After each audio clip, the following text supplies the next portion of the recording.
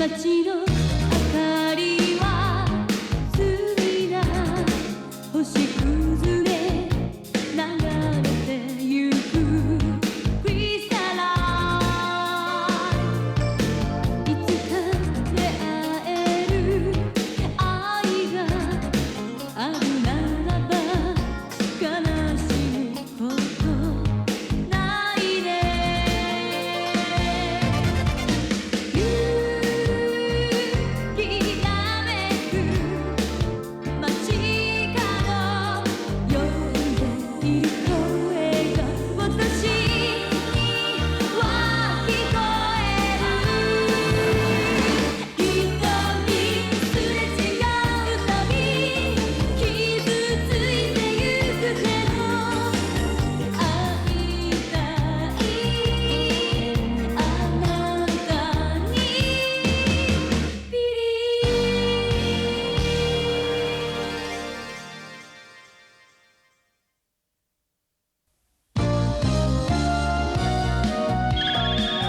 牛鍋の味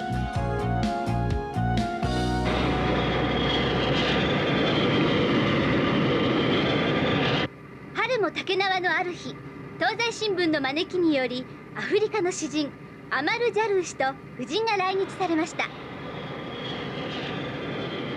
ジャルー氏には我が社主催の文化講演会でお話をしていただくことになっています。文化部ではジャルー夫妻歓迎の夕食会を開くためにすき焼きの老舗上野の牛松にお二人をお連れしました。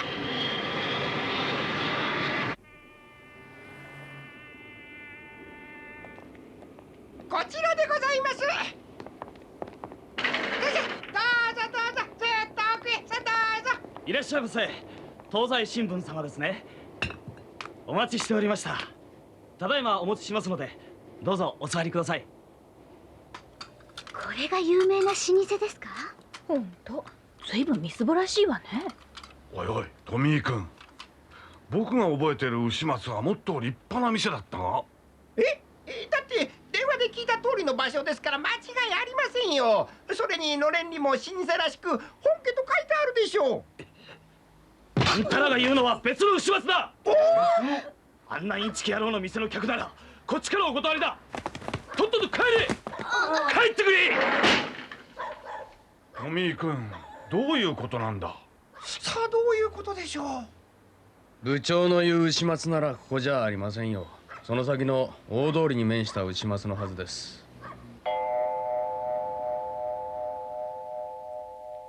いやー、先ほどは大変失礼をいたしました。あ、それじゃあそろそろ始めてくれないか。はい、かしこまりました。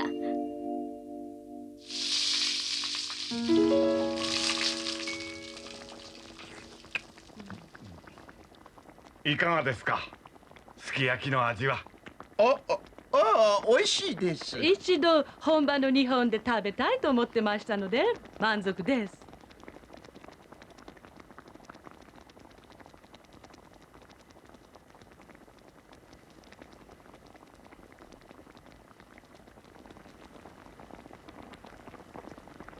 ご夫妻は本当に満足されてるのかしら？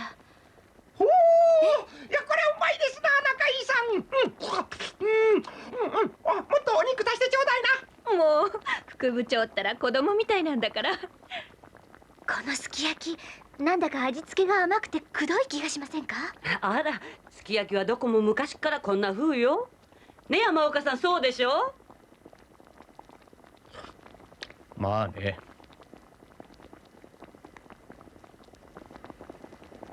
やはりすき焼きは肉の味のわからぬものの料理だな。あの声は貝原雄山。このくどくて鈍重な味はどうだ。問題はこの割り下だ。醤油と水と少量のまずい酒、そして大量の化学調味料と砂糖をぶち込んである。実に甘ったるくしつこい味だ。しかも煮えすぎた肉を溶き卵に絡めて食べる。これではどんなにいい肉を使っても肉の風味は失せてしまうことになる。おまけに調理する中井自身肉の扱い方を知らんから火を通しすぎて肉の持ち味は消し飛んでる。これこそ牛肉を一番まずく食べる方法だろう。しかしそんな。いやさすがは貝原先生、手厳しい。そうそう、すき焼きがダメならしゃぶしゃぶを召し上がっていただいたらどうかな。ああ、それそれ。しゃぶしゃぶならあっさりしてるし、肉に火を通すのも食べる人の好みでいかようにもできますからな。しゃぶしゃぶか。さあ、それじゃあしゃぶしゃぶを頼むよ。はい、すぐお支度いたします。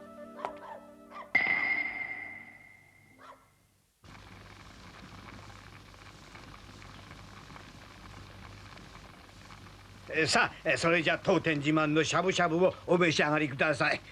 ごまだれ、もみじおろし、ポン酢と揃えてあります。どれでもお好きなタレをつけてお召し上がりください。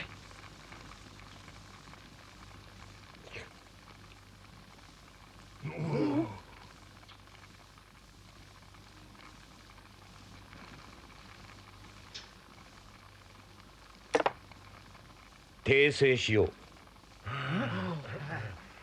牛肉をまずく食べる料理法はすき焼きだけではない。しゃぶしゃぶもだ。なんですって？肉はすき焼き用の肉よりだいぶ薄い。こんなに薄い肉をぐらぐらと沸騰する湯にくぐらせると、どんなに手早くしても火が通り過ぎて湯の中に肉のうまみを捨ててしまうことになる。そして肉を食べるタレだが、湯で洗い脂肪が抜けて淡白になった牛肉にはごまだれはごまの香りが、もみじおろしは唐辛子の辛みが強すぎて風味を壊す。一方、いくら淡白になったといっても牛肉には牛肉の匂いが残っている。ポン酢は魚の生臭さを消すが牛肉の臭みには適応しない。田谷先生と堀町社長のお誘いなので10年ぶりにすき焼きを食べに来てはみたが、こんなものは食うに値しない。貝原先生、お待ちください。どこかでお口直しを。すき焼きを食わせるからにはせめて魯山人風のすき焼きぐらい食わせてみろ。貝原先生。先生、魯山人風すき焼き？驚いたな。まさか隣に貝原雄山がいたとは。魯山人風すき焼きって何のことでしょう？今日はどうもごちそうさまでした。それでは失礼します。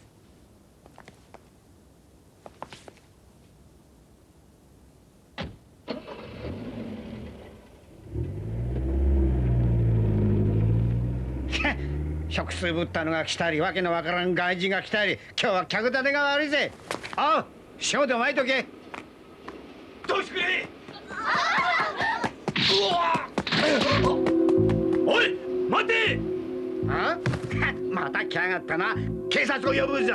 それはこっちの言うセリフだ。あら、あの人はさっきの。この土地と家を返せ。さもないと訴えるぞ。訴えりゃいいだろ。どうせそっちの負けだよ。老人ボケのお前の両親の面倒見てやった私に礼を言うどころか告訴とは恩知らずなやつや。道楽息子は今頃何をごちゃごちゃ抜けすかい。貴様、言わせとけば親父を袋を騙しておくんだ。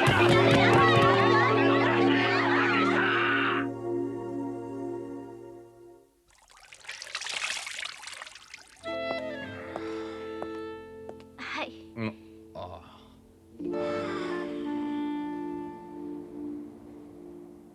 確かに私は道楽息子でした。いつか牛松の店を継がねばならないのだから、それまでの間はと決起に任せて世界中を歩き回ってきました。ところが去年帰ってみると、両親はすっかりボケて病院に押し込められている上に、店も土地も番頭だった竹下のものになっていたんです。竹下は親父がボケたのをいいことに譲渡の書類に実印を押させてしまったんです。まあ父は私が帰国してすぐに亡くなりましたが。しかし訴訟で勝つのは難しい。親父さんがボケてたから無効だと申し立てても今さら証明はできんだろう。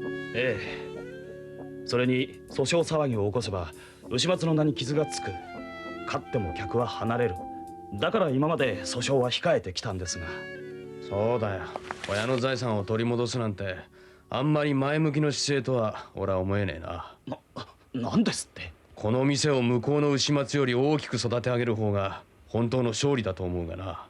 実は俺はすき焼きとしゃぶしゃぶは今に客に見捨てられるのではないかとかなり前から思っていた。それはうまいものが氾濫している今の世の中ですき焼きもしゃぶしゃぶも魅力がないものになっているからだ。若者の気持ちも高級志向の人の気持ちも掴んでいない。そういえばさっきのお店もあまり繁盛していなかったみたいだわ。予約してもないのにすぐ座敷が取れたものね。さっき牛松ですき焼きとしゃぶしゃぶを批判していた客がいた。貝原雄山のことだわ。俺もその男の言うことに賛成だ。すき焼きは甘ったるくくどい味付けで肉の風味を殺し、しゃぶしゃぶは肉のうまみを湯の中にわざわざ捨てている。そうか。肉食に慣れた現代に合わせて肉のうまみを 100% 引き出すようにしろと言うんですね。そうしたらこの小さな本家牛松も繁盛して大きな店にできるわね。ところで貝原雄山が言っていた魯山人風すき焼きって何ですか？魯山人ってあの有名な北王子魯山人のことですか？まあ北王子魯山人は書画印陶芸の分野で大きな足跡を残した天才だ。美食家としても人自体を隠し、永田町に星ヶ丘茶寮という超高級料亭を共同経営していたこともある。陶芸家としては貝原雄山の師遠山東人の師匠で、貝原雄山が終生かけて乗り越えようと目標にしている大芸術家だ。それで魯山人風すき焼きって魯山人が工夫した肉のうまみを生かしたすき焼きだ。というと？まず鰹節で出汁を取りこしておく。そして醤油と日本酒で味を整える。それが割り下っていうわけですか？ああ。ありきたりのすき焼きと違う点は、出汁をあらかじめすき焼き鍋に張っておくことだ。深さは 1、2センチ。その高さに合わせてネギを切っておく。で、他の野菜は？ネギだけだ。あとはすき焼き用の肉だけ。出汁の鍋を火にかけ、そこへ肉をくぐらせる。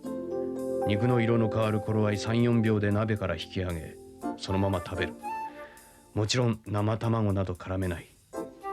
そうやって肉を10切れも食べると出汁が濁ってくる。そこでネギを鍋の中に立てて入れて煮て食べる。すごくシンプルですね。この店の売り物にしたらどうですか？ところがそうは簡単にはいかない。どうしてです？出汁が濁ったら捨てて新しいのと取り替えなければならない。だからグルメが自分の家でやる分にはいいが、店で出すには手間がかかりすぎる。そうですね。一人ならともかく何人もで鍋をつっついたらすぐに出汁が濁ってしまうことになる。なんとかならないんですか、山岡さん？よし、考えてみよう。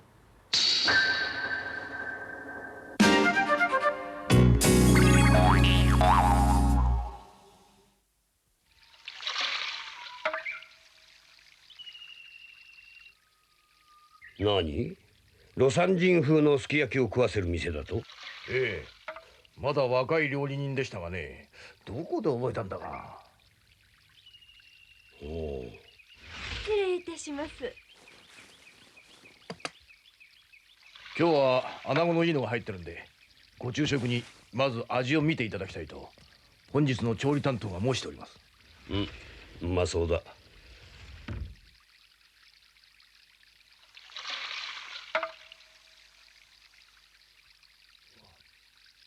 中川、その店に案内しろ。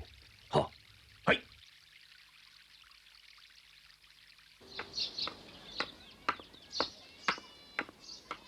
こちらでございます。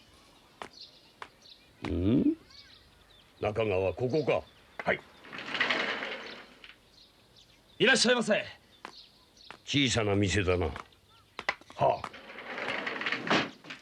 あ。主、すき焼きを頼む。はい、かしこまりました。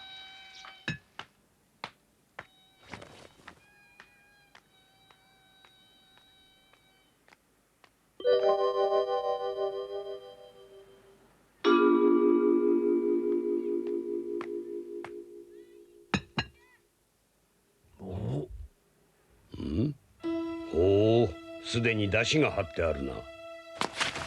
火はごく弱火にして中の出汁が沸騰しないようにしてください。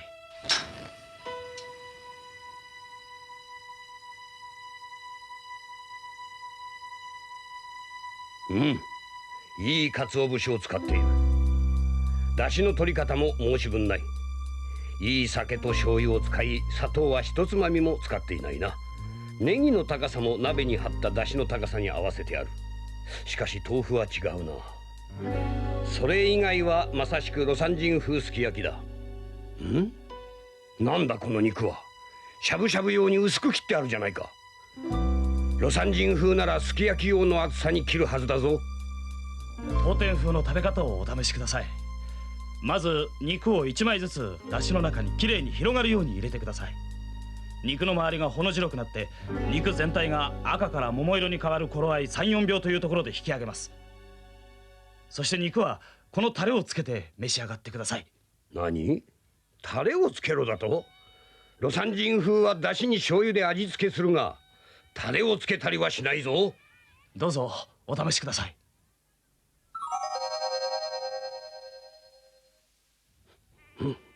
この香りは。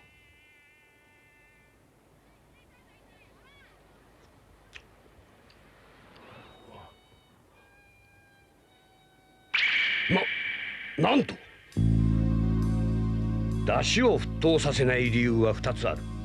一つは出汁が煮えてまずくなるのを防ぐため、もう一つは薄切り肉に柔らかく火を通してステーキでいうレアの状態にするためだ。肉は全体に温められてジューシーになり旨味を増している。これは肉の旨味を 100% 引き出す完璧な火の通し方だ。今までのすき焼きやしゃぶしゃぶとは基本的に違う。肉が甘い、香ばしい。肉の食べ方を知り尽くしていなければ考えられぬ調理法だ。しかしその肉の味を引き立てているのがこのタレだ。酸味がついているが醸造酒やポン酢ではない。いや待て、これは梅の香りか。はい、タレはこれと醤油と出汁を混ぜて作りました。これは梅をつけるときに出る梅酢か。いや違う、塩分がほんのわずかしかない。香りもずっとまろやかだ。そしてこのすっきりとしていながら膨らみのある味は。梅酢に何か加えたのか。はい、一升の酒に梅干しを10個加え、弱火で一升が7合ぐらいになるまで煮詰め、そのまま一昼夜置いたものです。何、梅干しを酒でか。はい。料理屋では同じものを作って刺身につける醤油をそれで割る。生醤油で食べるより刺身をずっとうまくするからだが、その場合煮詰めた酒から梅干しはすぐに捨てる。それをわざと残して酸味を出したとは。このやり方なら出汁を取り替えなくても済むから、店で大勢の客に出すことができる。しかも味は梅風味のタレのおかげで魯山人風よりすがすがしく高貴だ。しゃぶしゃぶとすき焼きの良いところを取ったのでしゃぶスキーと名付けました。しゃぶスキーか。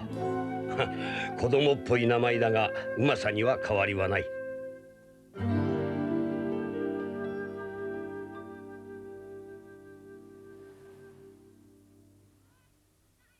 ところで主、魯山人風のすき焼きは文献を探ればつかめるとして、この料理は自分で考えついたのか。いいえ、実は私が考えついたものではありません。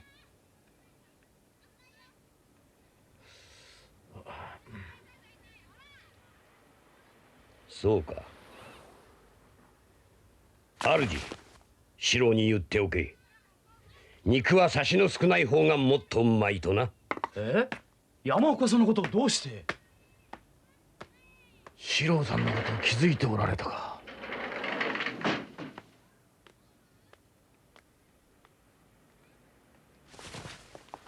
中川、手間をかけたな。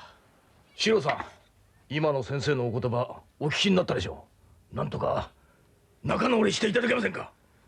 それだけはできない相談だな。四郎さん、すまん、中川。しかしどうして山岡さんのことが分かったんでしょうね。さあね、そうか。魯山人風のすき焼きを知っていて、それをさらに練り直したりする人ってめったにいないものね。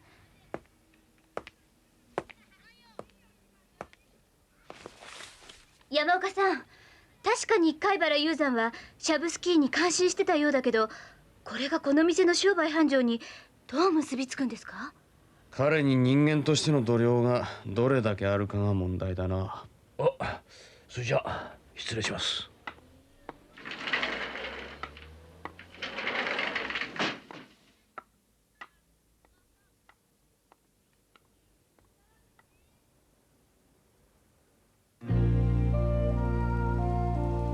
最初は貝原先生に話を聞いたというお客が来始め、それが次々に口コミで広まったらしく、もう休む暇もない忙しさで、これも全て貝原先生のおかげです。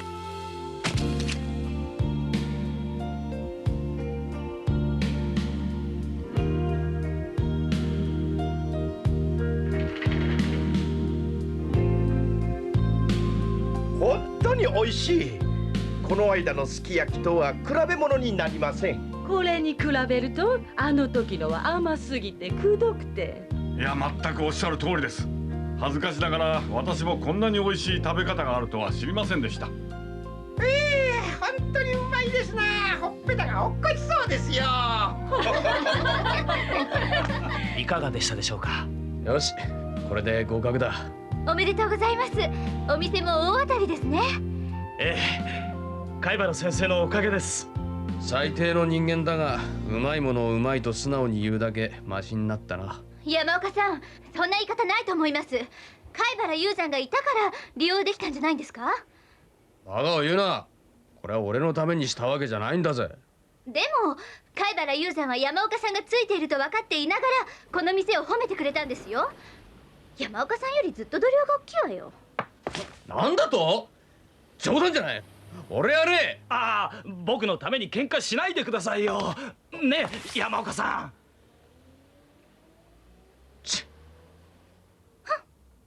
あら？竹下だ。この店が大繁盛してるんで気になって仕方がないのね。山岡さん、あなたの言う通りです。商売であの男を任してみせますよ。そうだ。その意気で頑張ってほしいですね。それも貝原雄山のおかげですね。お？そう。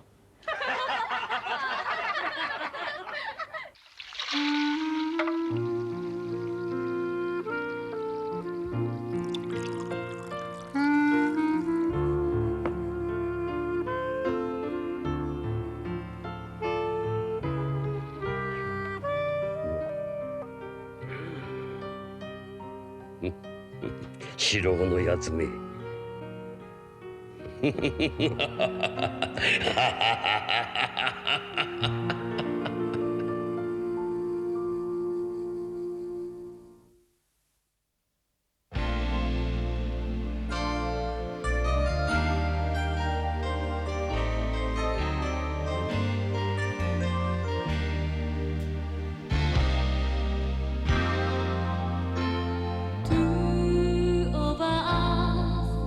昨日よりいつでも素敵な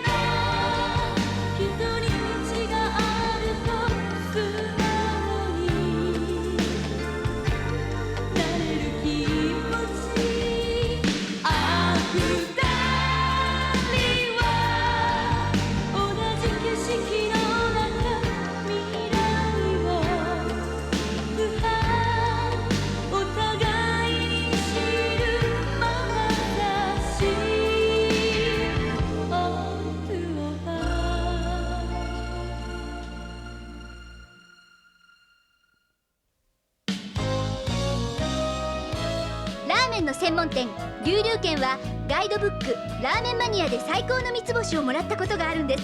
でも双子の調理人光龍と白龍はそれぞれ自分の力だと言って譲らず、龍龍軒は2つに分かれてしまいました。山岡さん、何とかして。なんとかする前にラーメンを食いに行くぞ。次回究極のアニメドラマ「おいしんぼ中華そばの命」お楽しみに。